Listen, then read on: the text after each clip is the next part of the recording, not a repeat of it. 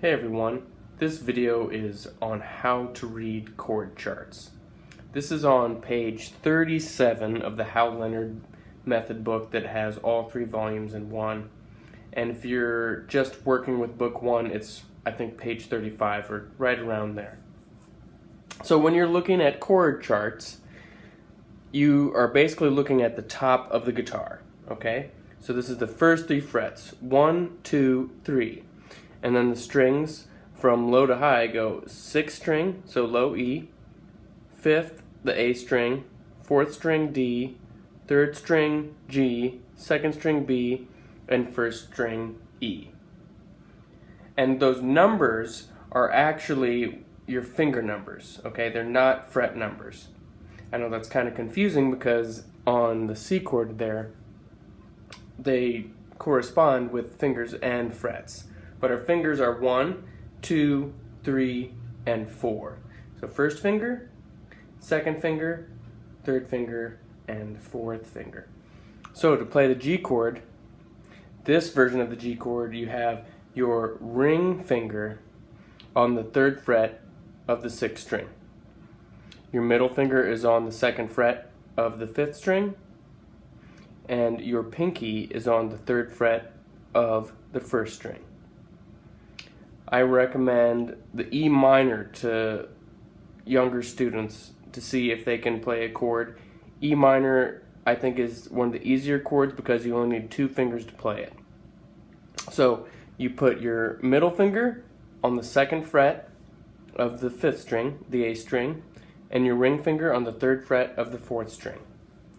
And it is somewhat tricky because you have 4 open strings, so you need to make sure your ring finger and middle finger have a nice arch in them, like that, and go over the strings so they don't stop the vibration. And anytime you're playing a chord, strum it down and up, go down towards the ground, up towards you. Just 1, 2, 3, 4. 1, 2, 3, 4. Then switch. And then there's different ways to play those chords, but I think at the beginning, when you're just trying to get a chord, play through the strings, make sure the sounds are right, and then just strum it a couple times, as rhythmically as possible.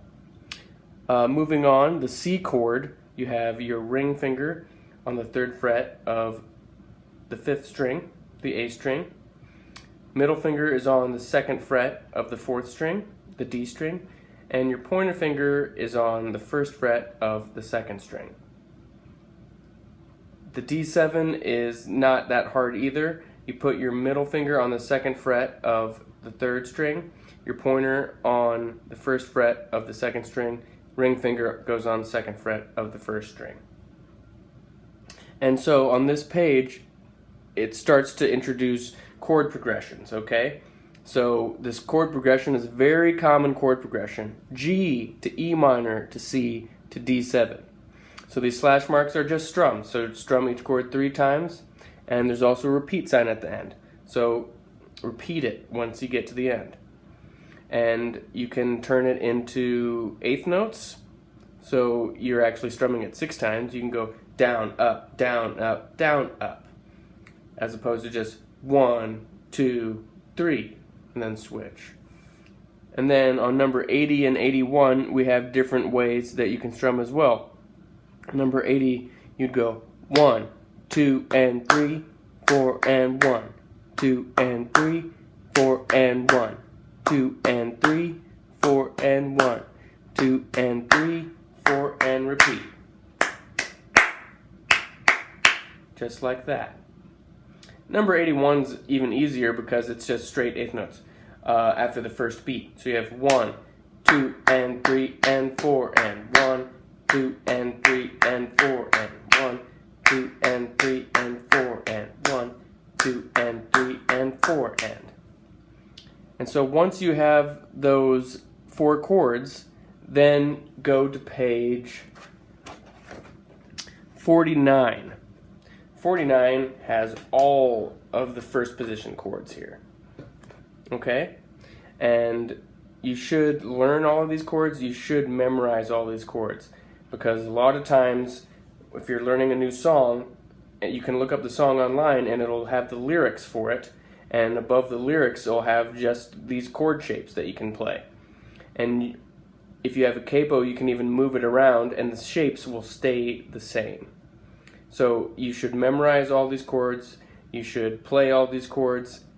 I've even had students who will just play each chord, just go one chord to the other, or they'll go in some different order, like a chord progression that we were doing just on this other page. So all of those ideas are good. If you're a very beginner and you can't even do the E minor chord, just play the first 3 strings on the C chord. And then if you're looking for another chord to play, as a beginner, play the G, but only play the first four strings. So meaning you're not going to play the lower 2 strings, the 6th and the 5th string.